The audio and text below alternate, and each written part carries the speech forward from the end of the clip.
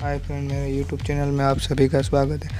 आज हम जानेंगे कि कैसे बनते हैं स्मोक वाले बबुल्स, यानी कि कैसे हम एक बबुल में स्मोक भर सकते हैं। चलो आज देखते हैं। उसको बनाने के लिए पहले मैंने एक वीडियो बनाया था, वो बबुल कैसे बनती है, वो अभी नहीं देखा है तो देख लीजिए, फिर आपको आगे का पता चलेगा। चलो देखते हैं। ये देखिए, अभी तो सामान्य है, अभी इसमें स्मोक करने की बारी है। चलो शुरू करते हैं।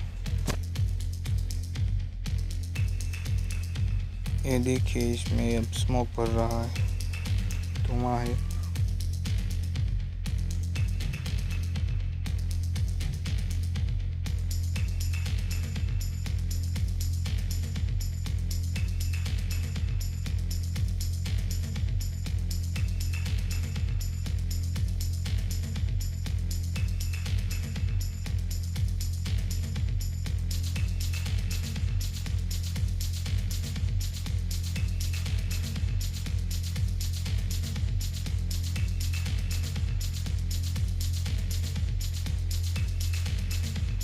ये देखिए, स्मोक हुआ है। मैं कर रहा हूँ।